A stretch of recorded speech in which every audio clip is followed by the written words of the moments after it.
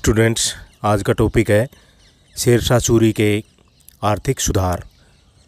शेरशाह सूरी ने 1540 से 45 ईस्वी तक शासन किया और अपने राज्य की आर्थिक व्यवस्था को मजबूत करने का प्रयास किया। वह जानता था कि सुदृढ़ आर्थिक स्थिति के बिना स्थायी और शक्तिशाली राज्य की स्थापना नहीं हो सकती। इसलिए उसने भूमि एवं राजस्व व्यवस्था तथा मुद्रा व्यवस्था एवं व्यापार वाणिज्य के क्षेत्र में महत्वपूर्ण सुधार किए। उस समय राज्य की आय का मुख्य स्रोत भूमि कर था, जिसे मालगुजारी और लगान कहा जाता था। इसके अतिरिक्त लावारिस संपत्ति, व्यापारिक कर, टकसाल, नमक, चुंगी, जजिया, खम्स आदि करों से भी राज्य की आय होती थी। राज्य को व्यापार वाणिज्य, उपहार और नजरानों से भी आय होती थी। पहला है भूराजस्व व्यवस्था में शेरशाह द्वारा किए गए सुधार। शेरशाह सूरी सुल्तान बनने से पहले ही जागीर का प्रबंधक रह चुका था, इसलिए भूराजस्व के संबंध में उसे पहले से ही बहुत जानकारी थी। वह किसानों की समस्याओं से भी परिचित था। शेरशाह सूरी का शासनकाल भूराजस्व व्यवस्था और किसानों की स्थिति में सुधार के लिए बहुत महत्वपूर्ण है।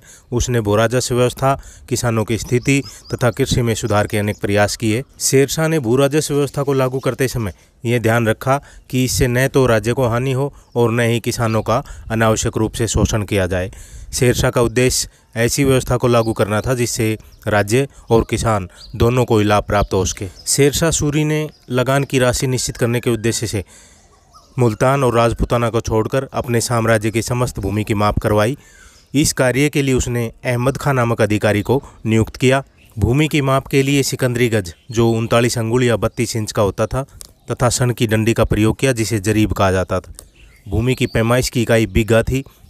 सर्वेक्षण के आधार पर एक रजिस्टर तैयार किया गया, जिसमें मालिक के अधिकारों तथा सारी खेती और जमीनों के माप और उनकी किस्में दर्ज की गई। कृषि योग्य भूमि को उपज के आधार पर उत्तम, मध्यम और निम्न श्रेणी में विभक्त किया गया। तीनों प्रकार की भूमि में प्रति बीघा उपज के आधार पर उस भूमि की औसत पैदावार निश्चित की गई।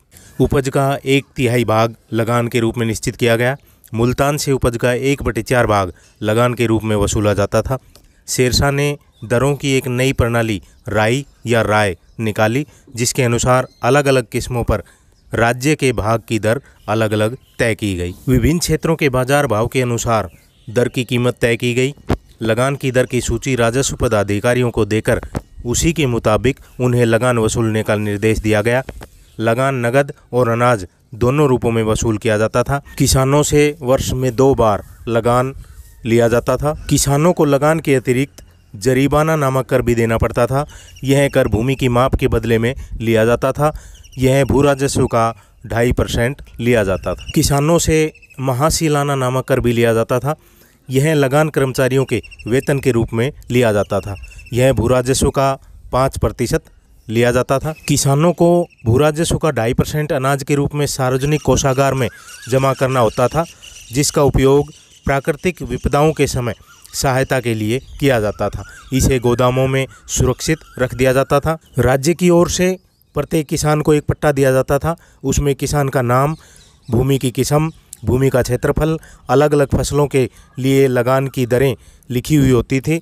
इस पर सरकारी अधिकारी के हस्ताक्षर व मुहर लगी होती थी। किसान राज्य को कबूलियत प्रदान करता था, जिसमें किसान द्वारा राज्य को मालगुजारी अथवा लगान की राशि अदा करने का वादा किया जाता था। इसका अर्थ किसान ने सरकार की शर्तों को स्वीकार कर लिया है। इस पर पट्टे में उल्लेखित बातों का भी उल्लेख होता था।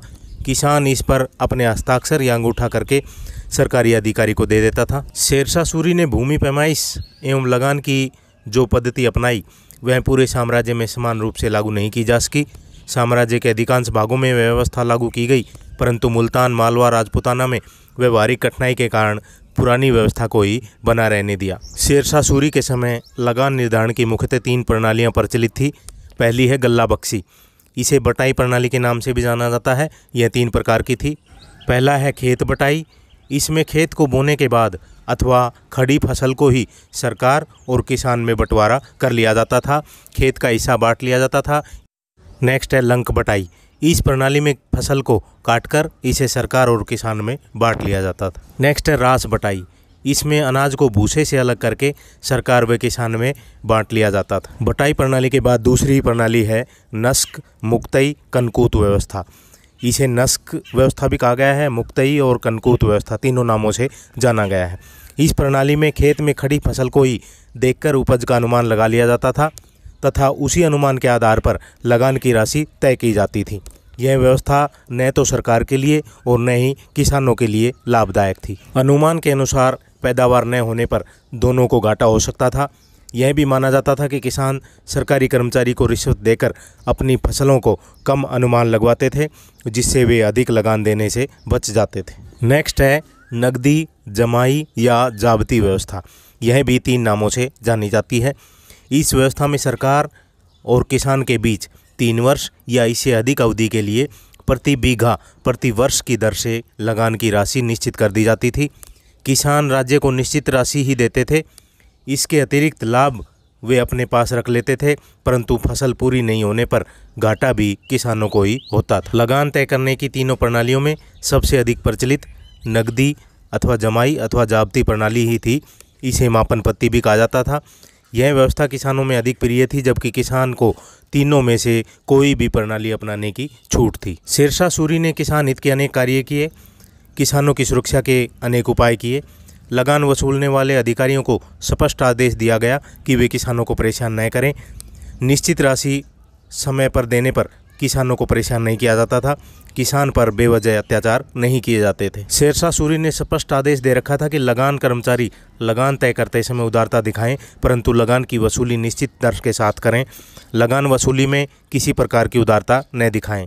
सैनिकों को भी आदेश दिया था कि मार्ग में फसलों को हानि न पहुँचाएँ। इसका उल्लंघन करने वालों को दंडित किया जाता था। आमील किसानों को बेवजह तंग न करे, इसके लिए समय समय पर उसका तबादला कर दिया जाता था। प्राकृतिक विपत्ति के समय किसानों को राज्य की ओर से सहायता दी जाती थी। उनका भूमि कर माफ़ कर दिया जाता था।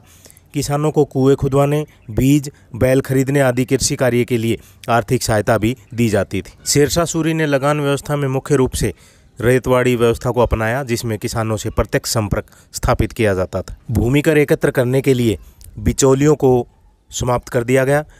इसमें किसान उनके शोषण से बच गए। किसानों को स्वयं राजकोष में भूमि कर जमा करने के लिए प्रोत्साहित किया गया। शेरशाह सूरी की भूनीति की आलोचना भी की गई है। पहला है भूमि कर, जरीबाना कर और महासीलाना कर तथा आकस्मिक कोष में कर देने के बाद किसानों के पास बहुत कम भाग बचता था। दूसरा, पूरे साम्राज्य में लगान व्यवस्था की एकरूपता और लगान की राशि निश्चित नहीं होने से राज्य और किसान दोनों को परेशानी झेलनी पड़ती थी। तीसरा, लगान व्यवस्था में व्याप्त भ्रष्टाचार को वह पूरी तरह समाप्त नहीं कर सका। चौथा, किसानों को सुविधाएं देने के बाद भी उन्हें जागीरदारों के अत्याचारों से मुक्ति नहीं मिल सकी। पांचवा, भूमि कर एकत्र करते समय किसानों से कड़ा व्यवहार किया जाता था। अब है शेरशाह की भूराजस्व व्यवस्था का महत्व। त्रुटियों के बाद भी शेरशाह की भूराजस्व व्यवस्था प्रचलित लगान व्यवस्था में एक महत्वपूर्ण कार्य था। उसने राज्य और किसान दोनों के लाभ के लिए प्रयास किए, दोनों के हितों के बीच सामंजस्य स्थापित करने का प्रयास किया, किसानों की सुरक्षा की और उसने किसानों के प्रति हमदर्दी दिखाई। नेक्स्ट है मुद्रा व्यवस्था में सुधार। शेरशाह ने राज्य की आर्थिक व्यवस्था को मजबूत करने के लिए प्रचलित मुद्रा व्यवस्था में भी आवश्यक परिवर्तन किए।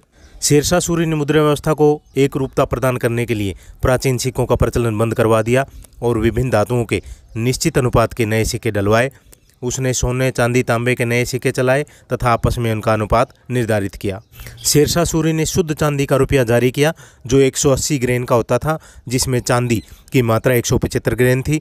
Doctor VS. स्मिथ के अनुसार इन पर प्राय अरबी अक्षरों के अतिरिक्त नागरी अक्षरों में भी सुल्तान का नाम लिखा रहता था। कुछ सिक्कों पर सुल्तान के अतिरिक्त प्रथम 4 खलीफाओं अबू बकर, उमर, उस्मान, अली का नाम भी अंकित था। Doctor VS. स्मिथ ने शेरशाह द्वारा प्रचलित रुपए के बारे में कहा है कि यह रुपया वर्तमान ब्रिटिश मुद्रा प्रणाली का आधार है। शेरशाह ने तांबे का दाम सिक्का भी प्रचलित किया, जिसका वजन 380 ग्रेन था। शेरशाह ने तांबे के आधे, चौथाई, 8वें और 16वें भाग के बराबर भी सिक्के जारी किए। चांदी के रुपये तथा तांबे के दाम के बीच 1:64 का अनुपात था। शेरशाह ने 167 ग्रेन की सोने की असरफी चलाई। शेरशाह के समय 23 टकसालें थीं। सिक्कों को सरकारी टकसालों में डलवाया गया। सिक्कों पर शेरशाह का नाम, टकसाल का नाम, उसकी उपाधि अरबी भाषा में अंकित होती थी। Doctor VS. स्मिथ के अनुसार शेरशाह की मुद्रा व्यवस्था अंग्रेजी ईस्ट इंडिया कंपनी के समय में भी 1835 ईस्वी तक बनी रही। लोगों में इस मुद्रा के प्रति विश्वास बढ़ा तथा खोटे सिक्के बंद होने से राज्य की अर्थव्यवस्था में भी सुधार हुआ। नेक्स्ट है व्यापार को प्रोत्साहन। शेरशाह ने आर्थिक स्थिति को मजबूत करने के लिए व्यापार वाणिज्य के विकास की तरफ भी ध्यान दिया। सड़कों और सरायों के निर्माण से व्यापारियों को सुविधा प्राप्त हुई, व्यापार का विकास हुआ। शेरशाह सूरी ने व्यापार पर लगने वाली विभिन्न प्रकार की चुंगियों को समाप्त करवाया। अब व्यापारियों को सिर्फ 2 स्थानों पर ही चुंगी देनी होती थी। पहला, राज्य की सीमा में प्रवेश करते समय, दूसरा, बाजार में सामान को बेचते समय। इससे व्यापारियों को लाभ हुआ। शेरशाह ने व्यापारियों को सुविधा प्रदान करने के साथ साथ उपभोक्ताओं की भी सुरक्षा की व्यवस्था की। व्यापारियों को निश्चित मूल्य पर सामान बेचने के लिए कहा। माप और तोल के लिए मानक बटखरों का प्रयोग करने के लिए कहा गया। शेरशाह सूरी ने प्रजा के आवागमन की सुविधा के लिए सड़कों का निर्माण कराया, पुरानी सड़कों की मरम्मत कराई। इनमें 4 सड़कें उल्लेखनीय है। पहली है बंगाल के सोनार गांव से शुरू होकर दिल्ली लाहौर होते हुए अटक तक। यह लगभग 1500 कोस लंबी थी। उस समय इसे सड़क आजम कहा जाता था, आजकल इसे ग्रांड ट्रंक रोड के नाम से जाना जाता है। दूसरी आगरा से बुरहानपुर, तीसरी आगरा से जोधपुर, चौथी लाहौर से मुल्तान तक सड़कों का निर्माण कराया। सड़कों का जाल बिछा दिया गया। इनसे प्रमुख शहरों को आपस में जोड़ दिया गया। इनके दोनों तरफ फलदार और छायादार वृक्ष लगवाए गए। निश्चित दूरी पर कुएं खुदवाए गए। शेरशाह सूरी ने सड़कों पर प्रत्येक 2 कोस की दूरी पर लगभग 1700 सरायों का निर्माण कराया। इनमें खाने पीने, ठहरने और सुरक्षा की पूरी व्यवस्था की गई। सरायों में हिंदुओं और मुसलमानों के लिए अलग अलग व्यवस्था की गई थी। अब्बास खां शेरवानी के अनुसार सराय में जो भी ठहरता था उसे उसकी हैसियत के अनुसार सुविधा उपलब्ध कराई जाती थी। सराय की व्यवस्था और सुरक्षा के लिए सहना नामक अधिकारी नियुक्त किया गया। राज्य की ओर से प्रत्येक सराय को कुछ भूमि तथा सरकारी अनुदान दिया जाता था, जिससे इनका खर्च चलाया जाता था। सरायों के निकट बस्तियां बसाने का भी प्रयास किया गया। ये बस्तियां व्यापारिक मंडियों के रूप में विकसित हो गई। सरायों का व्यवहार डाक चौकियों तथा सैनिक उद्देश्यों के लिए भी किया गया। सरायों के माध्यम से एक स्थान से दूसरे स्थान पर डाक पहुंचाना आसान हो गया। सड़क सरायों का निर्माण प्रशासनिक सुविधा, व्यापारिक सुविधा और जनहित के कल्याण के अतिरिक्त सैनिक उद्देश्यों को पूरा करने के लिए किया गया। आवागमन की सुविधा होने से साम्राज्य के दूर के क्षेत्रों पर नियंत्रण रखना भी आसान हुआ। युद्ध के समय सेना को विभिन्न छावनियों से युद्ध स्थल तक शीघ्रता से ले जाया जा सकता था। डॉक्टर कानूनगो के अनुसार यह सराय साम्राज्य की धमनियाँ थी, जिनके द्वारा स्थिर साम्राज्य में रक्त संचार होता था। शेरशाह सूरी ने राज्य के असहाय गरीब लोगों को सहायता देने के उद्देश्य से दान विभाग की स्थापना की। जगह जगह लंगर लगाया जाता था, जहां फकीर, साधु, गरीब और अपाहिजों को मुफ्त भोजन कराया जाता था। इस पर प्रतिदिन 500 रुपया खर्च की जाती थी। अब है शेरशाह सूरी की समीक्षा। शेरशाह एक प्रतिभावान शासक था। वह एक वीर योद्धा, कुशल प्रशासक और धर्मपरायण तथा कला साहित्य का संरक्षक था। साहस और वीरता से हुमायूं को हिंदुस्तान से खदेड़ दिया। सीमित साधनों के बल पर केवल 5 वर्ष की अवधि में ही विशाल साम्राज्य की स्थापना की, कुशल प्रशासन स्थापित किया। उसकी गणना एक कुशल प्रशासक के रूप में की जाती है। शेरशाह की प्रशासनिक व्यवस्था ने अकबर के सामने एक आदर्श उपस्थित किया। तारीख़ शेरशाही का लेखक अब्बास खां शेरवानी शेरशाह के प्रशासन की प्रशंसा करता है। प्रशासन के क्षेत्र में शेरशाह सूरी को अकबर का पूर्वगामी माना जाता है। मिस्टर कीन ने स्वीकार किया है कि किसी सरकार ने, यहाँ तक कि अंग्रेजी सरकार ने भी इतनी बुद्धिमत्ता नहीं दिखाई जितनी कि इस पठान ने। प्रोफेसर यदुनाथ सरकार ने शेरशाह की तुलना मराठा शासक शिवाजी से की है। डॉक्टर कानूनगो के अनुसार शेरशाह बाहर से मुस्लिम और अंदर से हिंदू था। अब्बास खां शेरवानी ने बुद्धिमत्ता और अनुभव में शेरशाह सूरी को दूसरा हैदर बताया है। तो स्टूडेंट्स, ये थे शेरशाह सूरी के आर्थिक सुधार। ज़्यादा से ज़्यादा स्टूडेंट्स को शेयर करें। Thank you.